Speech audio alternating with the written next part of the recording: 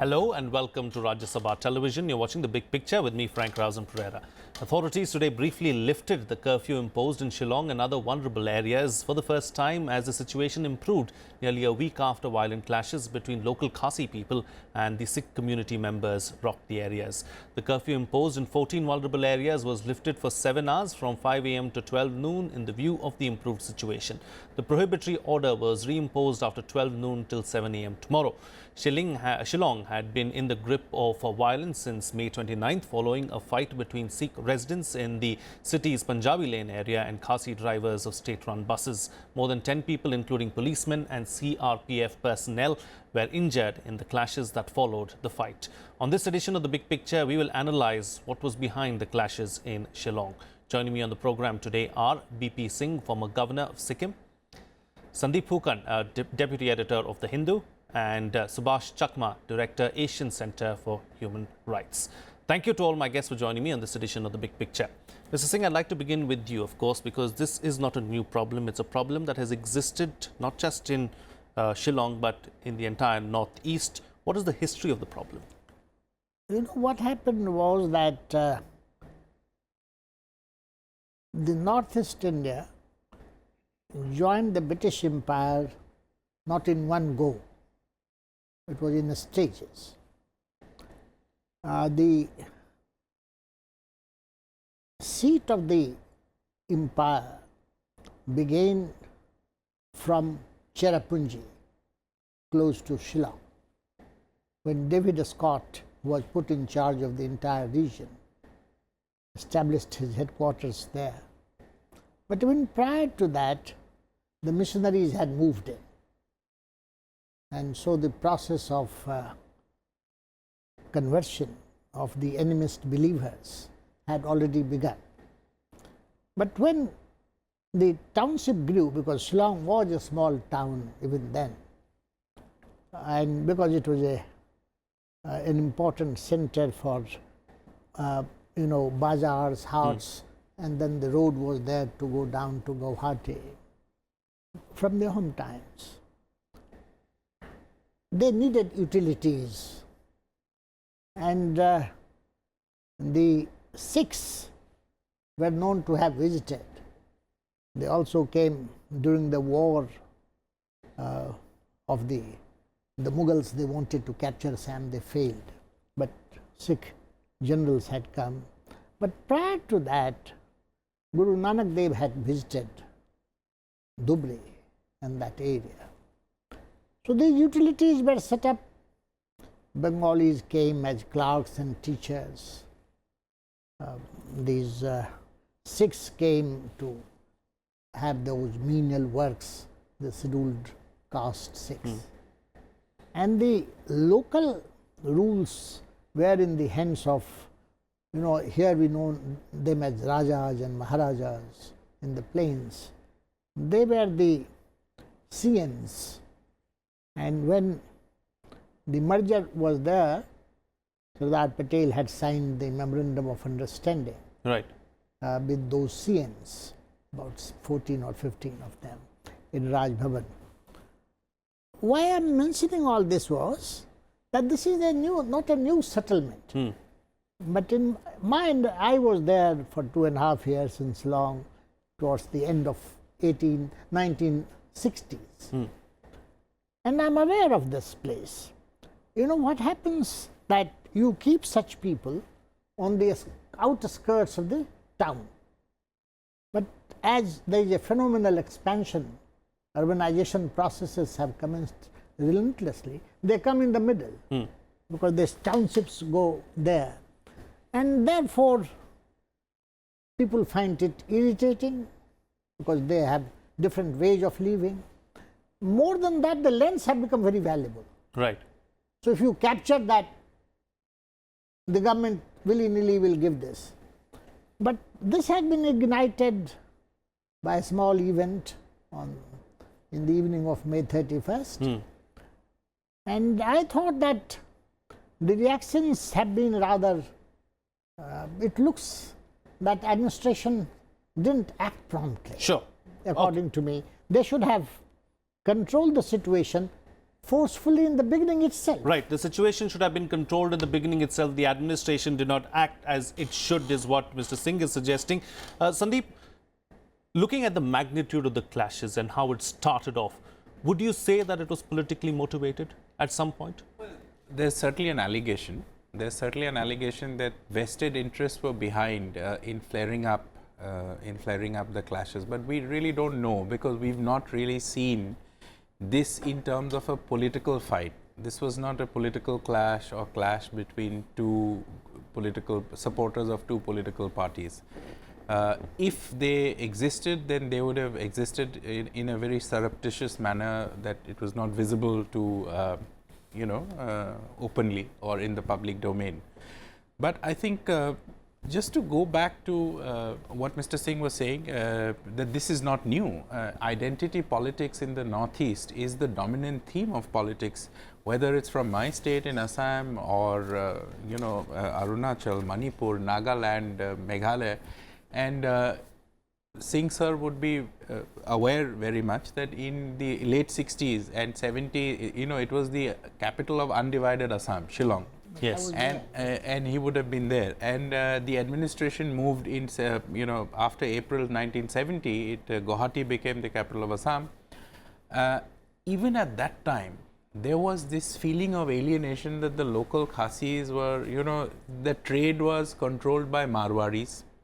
The Bengalis who had settled down, they were essentially into all jobs, clerks, section officers. The subordinate government services were largely, by and large, Assamese or Bengalis, mostly Bengalis.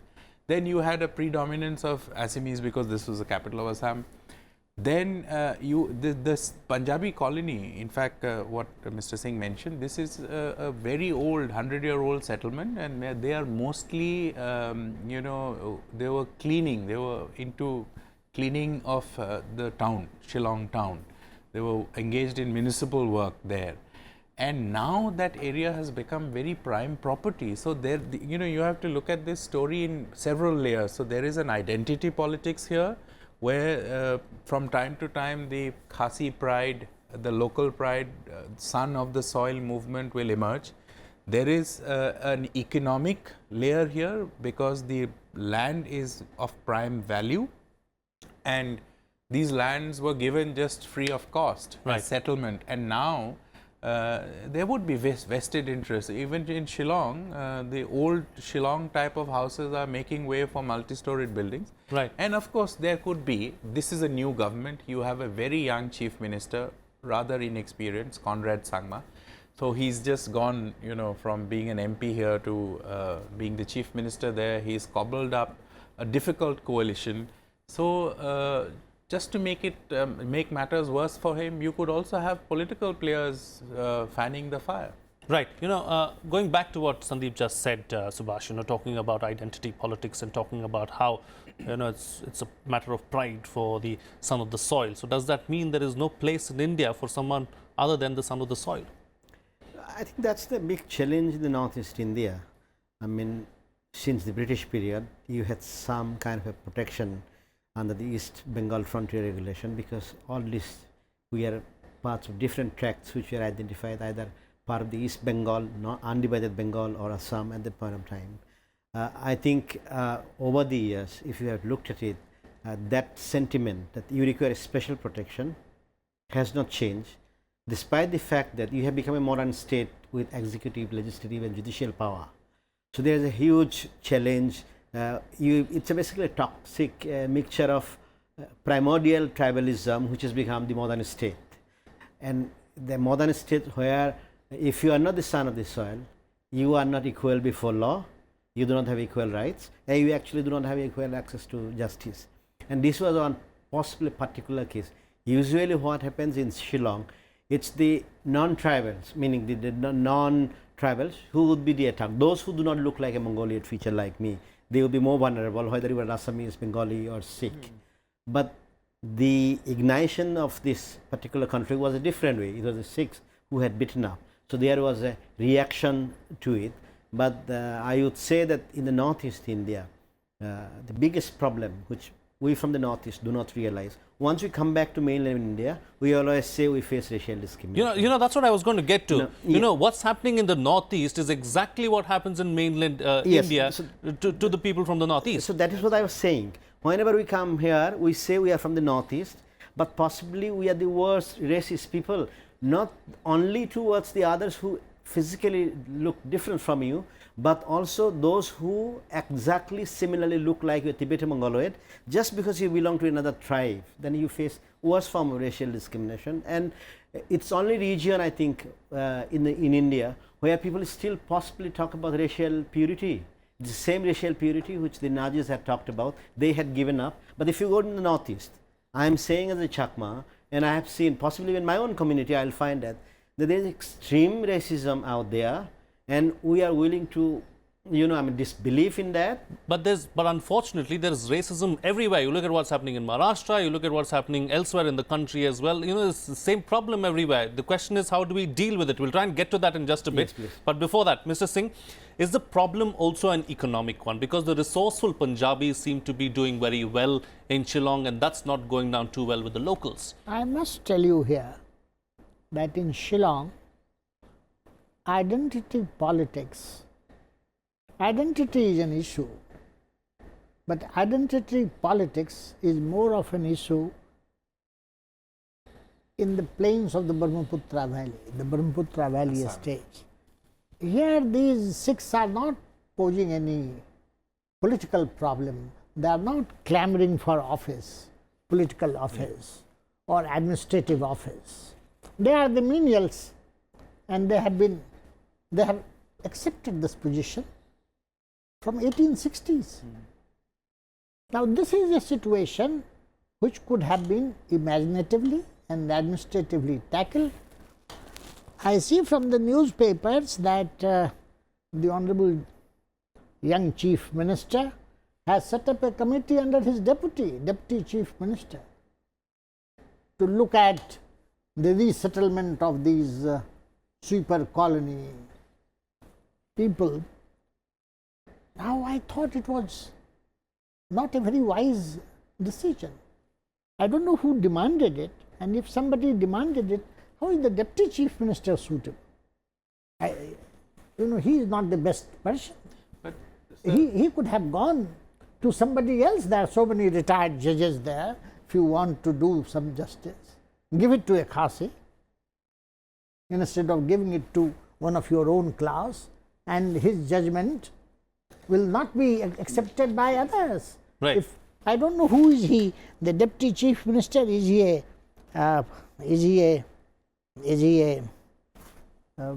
Khasi, or is he a Garo, or is he a Jaintia? You will have all kinds of problems. Incidentally, Khasis don't feel threatened there. Identity is an issue. Demography is an issue. Language is an issue. And all these three are ignitable. Right. And therefore, political wisdom lies in trying not to ignite all.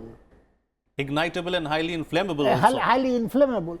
Now, this seems to, I hope the central government takes a stand that it was purely law and order problem. Sure. And Right. it should have been handled as such. Sandeep, that having been said, you also spoke about Conrad Sangma, the new Chief Minister of Meghalaya. Is his government on test, and is this going to be his biggest challenge? So, I would like to look at the following story at two levels. As I said, that this was originally a purely law and order problem. I completely agree with Mr. Singh. This should have never been allowed to flare up this way. There should never have been this outsider-insider business, this kind of demonstration. This was mind you, this is a very prominent locality, but these are people who are settled there. They are sweepers, they are municipal cleaners. They are not very well-to-do people who are taking away your jobs or who are taking away your, this is a land which is given to them. Yeah. It has been there. That's another debate in itself, Yeah. the lack of jobs in the region. That's another thing. So I am actually quite baffled, because Both Subhash and I come from the same region, and we know that Shillong by and large is a very, very peaceful, very scenic tourist place, and this is the tourist season. People would be traveling right now in the summers.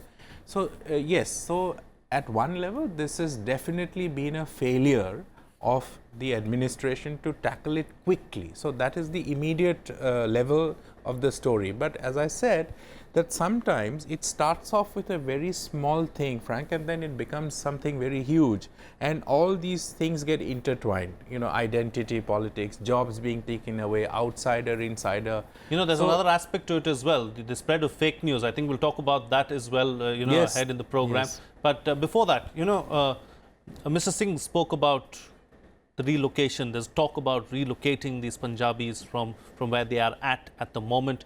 Is that such a good thing? Secondly, are the Punjabis going to accept it? No, it was already rejected because of a particular area, I do not remember the name. It was suggested that the Punjabis should be moved there.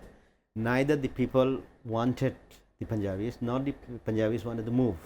So how this idea comes up to relocate the people, and why do you relocate people who have been there for the last 2 centuries?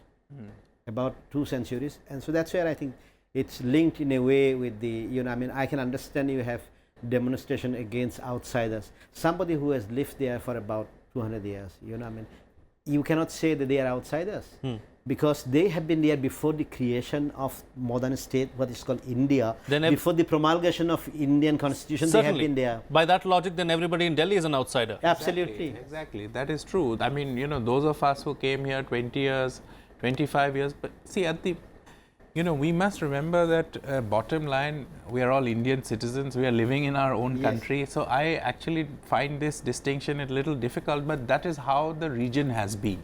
The identity politics, and that is linked, Frank, to lack of development.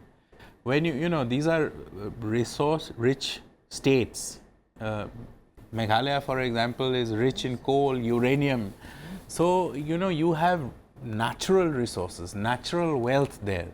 But if as a process of development, if your locals are not gaining from that, then there is a sense of, alienation, a sense of anger. We've seen that in Assam in my growing up years. We've seen in other places. So this is the challenge that administration really has, and they must involve the local population in a way that they must believe that the development that is happening, that the locals are stakeholders in that. Why should they see people, like if you don't have the skills to, let's say, mine coal, you will obviously call somebody from outside the state or even outside the country to come and mine your coal, isn't it?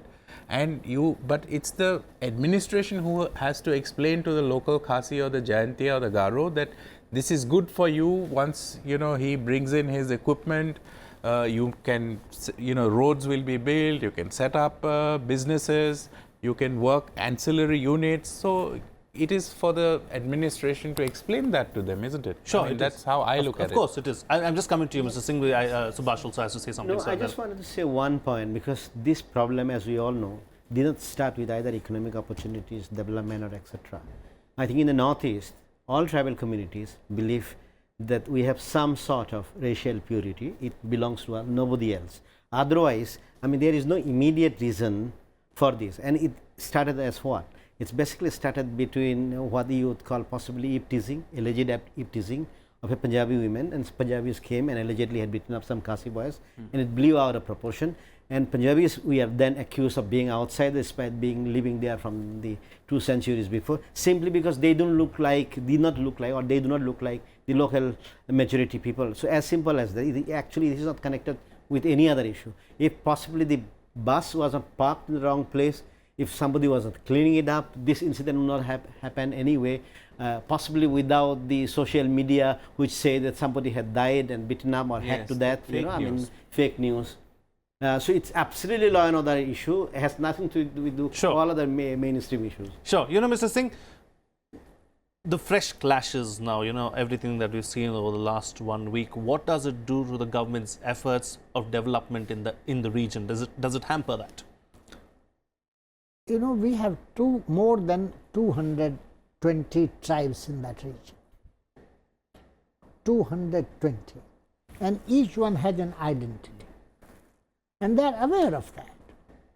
Now they are coexisting with a great variety of people who are in the plains or who have come from other parts of India. Now the development process is a mix. If a road has to be built, about 10 more separate identities, having people separate identities move in. If money has to come in, then it has its own. If machinery has to come, then it has its own. Talk was made about the jobs. If just the people of Punjabi origin running shops in Shillong leave today, more Khasis will get unemployed, because they have textile shops, they have business, they have trucks. But Khasis also work, Jaintiyas also work, Garos also work. You have to see this question of disharmony. Anything that creates disharmony, that is the responsibility of the administration. To see that factors which create disharmony must be handled with firmness and with sensitivity. This is a similar case, has not been dealt with either with firmness or with sensitivity that is due. And I personally feel administration of Shillong was always good. You know, there are some of the best schools in the region there. Yes. You see, these are the schools which have sent the young chief minister to go to Wharton to enable him. Some of the Shillong boys and girls whom you must be encountering, they are some of the finest specimens of refinement. Some of the finest officials. I mean, yes. Mr. Singh himself has been Union Home Secretary, and just for your viewers, Mr. KPS Gill was a young SP of Shillong. Yes. From the undivided Assam cadre Yes. IPS officer. Yes. KPS Gill was my SP in Guwahati when I was the deputy commissioner. We have worked together. He was a great police officer. Sure. So it has produced all kinds of people. And therefore, it is necessary to see that the political system takes full use of the administration's inherent capacities Right. to bring in order and peace in Shillong. And the support of the center seems to be there. You can call in the army, you have the air force, you have everything there. Sure. Sure. Yes. Yes, Subhash. No, I think the problem is we do not realize, because North is always a view which requires a sensitivity or sensitive approach from the mainstream, which is perfectly all right. But in many states of Northeast India, possibly with the exception of Assam and Tripura, the administration tends to be so biased that it is impossible to file an FIR. It is impossible to go to the court. And it is rare case when an outsider is attacked, he or she will have access to justice. I mean, there are cases, say for example, I mean, though not related to Shillong, in Mizoram, the judges had to be withdrawn by the Guwahati High Court about a year and a half back. So we have to realize in certain states of Northeast India, the administration remains biased, and the edifice of the state structure in terms of delivery of equality, access to justice and access to rule of law, it doesn't exist because it's biased. So that is why also it's a serious problem. So when you say administration should react, of course administration should react. But when the administration itself becomes actually so biased that you really don't want the administration to come in. Sure. You know, we spoke about how the tourism sector seems to be picking up in the Northeast over the last in the recent past, of course, but would you call the clashes in Shillong, would you say that the timing is unfortunate just as the tourism is picking up in the region? No, it is very unfortunate because, you know, Shillong is a bit like what is Shimla to us people in Delhi. You know, you have a long weekend, you make a quick getaway to Shimla, though of course now you can't go to Shimla because of water shortage.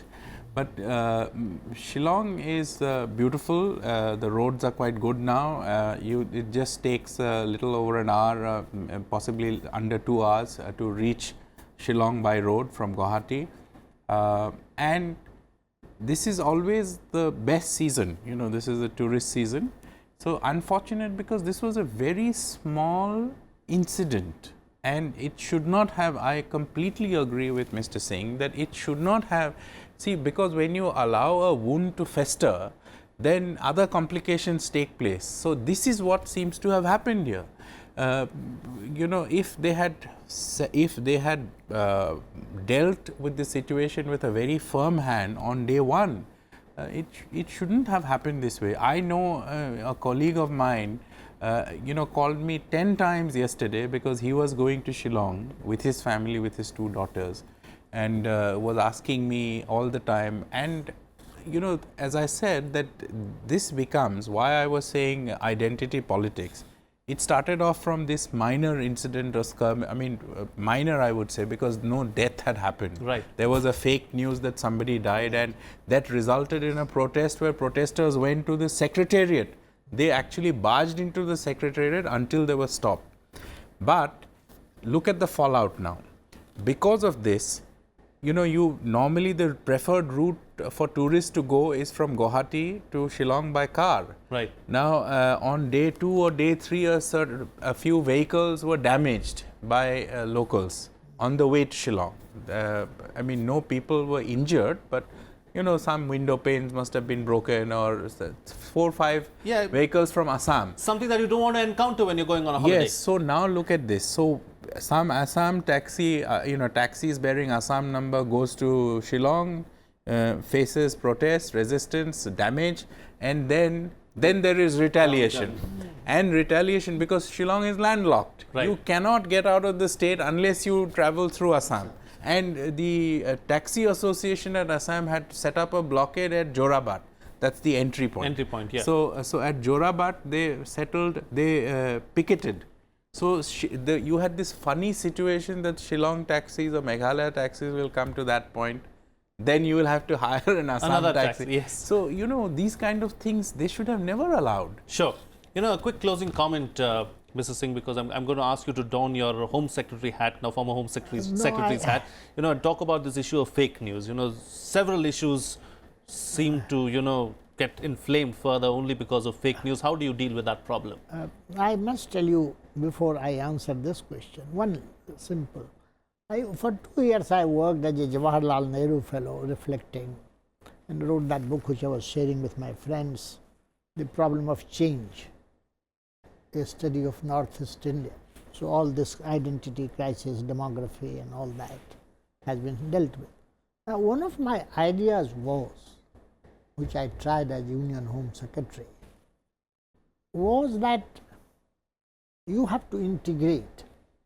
And the idea was that something, Joraba, that place where we have the CRP unit. Yes, the CRPF center is there. CRPF center. From there up to that place where we get down for tea before climb up. Sonapur? Jagi Road. Jagi Road. Not Jagi Road. When you climb up, sure. that which we have the lake there. Oh, Barapani. And even further down the Barapani, there is another place. Right. Nongpo is there. Nongpo. Yeah. So what I suggested, and the then Prime Minister was kind enough to send it to the Chief Ministers, make it a free zone. And every Chief Minister, everybody, you know, cultural centers, things of that nature, let it come up. Call it Sankardev Center, call it after a prominent person. Right. And the then Prime Minister, Srimati Gandhi, was very enthusiastic. She wrote herself with my note. Something you have to do to integrate that region. Okay. Integration is the key, is what you're suggesting. Yeah. This fake news, I must say, you know, I am not against social media, but people seem to have so much time. Now I don't know from where so much time has come. Right. And this free, you know, you can send anything on WhatsApp. You can send anything now on. Sure. This is also free, I'm told. This telephone, Most of the time you go to people, they are busy on their own phone. All right. So We've run out of news time. has to be curbed Mr. Singh, in a so- sensitive manner. Okay, it has to be, fake news has to be curbed in a sensitive manner, and total integration is what we need going forward, is what our panelists are suggesting here. That's all the time we have today. Thank you so much for watching. See you again next time.